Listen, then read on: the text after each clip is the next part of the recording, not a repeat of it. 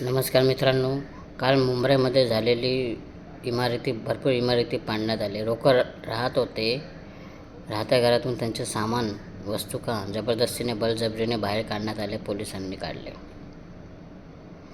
Illegal construction आहे म्हणून. आता किती वर्षापासून त्या बिल्डिंगामधला हे BJPच्या सरकार 10-12 वर्षापासून आहे, बरोबर. त्यावेळी यांचे लक्ष गेलं नाही आणि नोटीसही काय गेली नाही.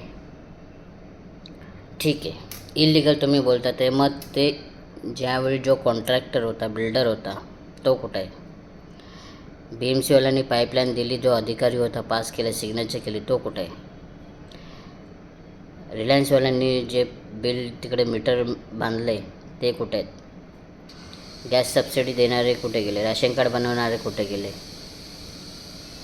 आणि मेन म्हणजे त्या घरांचे प्रॉपर्टीचे पेपर बनवणारे वकील कुठे गेले?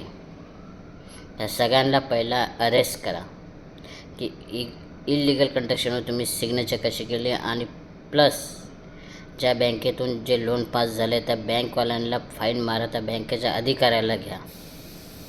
या सगळ्यांना फाईन भरायला लावा त्यांच्याकडून. मग जनतेला बाहेर काढा ना. आणि तुम्ही जनतेला बाहेर काढता तर कुठे एक जागा बघून त्याच याच्यामध्ये इलिगल SRAचे म्हाडाच्या बिल्डिंगा बांधाव्या, त्यांना राहायला द्या, मग तोडा. ते मुस्लिम आहे म्हणून राजकारण करता. तर तुम्ही राजकारण जास्त दिवस नाही उरले. आता मोदींनी सांगितलं ना, विदेशी वस्तू घेऊ नका, स्वदेशी घ्या. याचं कारण काय माहिती आहे? चायनाची हातमिळवणी केली. चायनाच्या ज्या काही वस्तू आहेत तर इकडे एक्सपोर्ट केल्या जातील, इम्पोर्ट केल्या जातील भारतामध्ये, आणि मग हे लोक इकडे विकतील भारतामध्ये आणि आपल्याला सांगतील हे स्वदेशी वस्तू आहेत, घ्या. भारतामध्ये जास्त काही बनत नाही, सगळं चायनामध्येच जास्त बनतं. मोबाईल घ्या, मोबाईलची बॉडी वेगळी बनते, आतमधलं पार्ट्स वेगळीकडे बनतं, समजलं. त्याच पद्धतीने यांनी मोदींनी चायनावाल्यांना सांगितलं आहे की नेपाळशी इम्पोर्ट करू नका. कारण नेपाळमध्ये जे झालं आहे, सगळी जनता एक होऊन सगळ्या मंत्र्यांना मारून भ्रष्टाचार बंद करण्यासाठी केलं.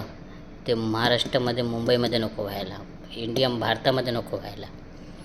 सुरुवात तर झाली आहे. UPचे लोक, आपण बोलतो परप्रांती, पण त्या लोकांनी केलं आहे.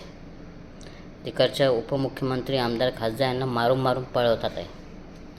हे महाराष्ट्रात कधी होणार ते माहिती नाही. कारण महाराष्ट्र याच्यामध्ये हिंदू आहे, मुस्लिम आहे, ख्रिश्चन आहे, मद्रासी आहे, भैया आहे, गुजराती आहे, मराठी आहेत, हे सगळे मिक्स आहे. म्हणून एकजूट नाही होणार.